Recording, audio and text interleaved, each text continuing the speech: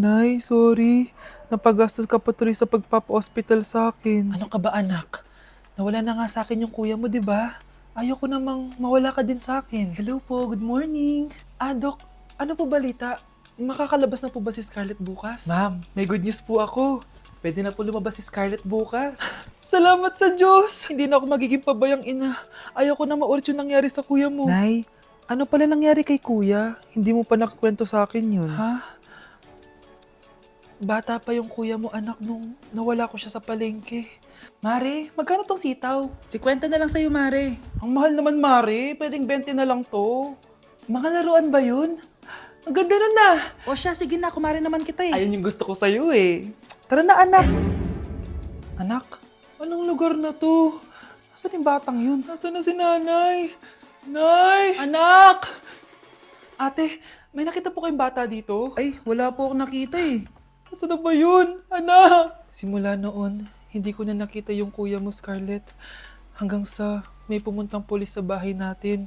Ang sabi nila, patay na daw siya. Grabe naman yung nangyari kay Kuya Nay. Ang lungkot naman po pala nung nangyari sa kuya ni Scarlett.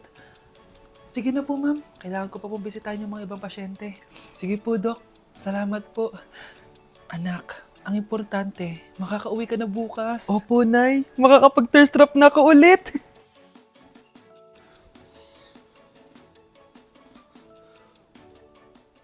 Anak, tara na, uwi na tayo.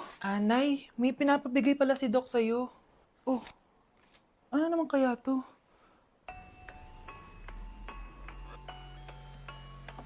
Paano nangyari yun? Doc, bakit ka meron neto, ha? Bakit may picture ka ng nawawala akong anak? Hindi mo ba talaga ako naaalala? Hindi. Sabihin mo sa akin, buhay pa ba ang anak ko? Umalis ka na. Marami pa akong gagawin. Buhay pa ba ang anak ko? Oo! Buhay na buhay ako! Ako ang anak mo na iniwan mo sa palengke dati! Nagtataka ka? Isa na akong trans ngayon. Alam mo, buti na lang may mabait at mayamang pamilyang kumukup sa akin. Kaya maganda yung naging buhay ko. Tignan mo, naging doktor pa ako.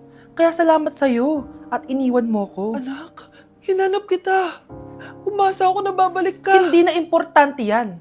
Ayaw na kita makita at hindi na kita kailangan. Kaya umalis ka na! Hello po. Kamusta po yung pasyente? Dok, si nanay naman yung nagkasakit. Kamusta na siya? Okay naman. Sa iba ko na lang siya ipapaasikaso, ha? Anak? Anak, please! Bakit anak tawag mo sa kanya, Nay? Sure ka ba na habang buhay ka magagalit sa nanay mo? Nakita ko results niya kanina. Anytime, pwede siya mawala. Magpapahangin lang ako. Nasaan na sila? Hello, nurse? Nasaan yung pasyente dito sa room 214? Anak? Ako ba hanap mo? Nay, akala ko may masamang nangyari na sa'yo. Anak, Hindi na kita iiwan. good news! False alarm lang pala yung nakita namin result sa nanay mo. Ibig sabihin, magiging okay siya. Salamat naman. Nay, ayoko na mawala ka sa akin, ha? Yay! May ate na ako!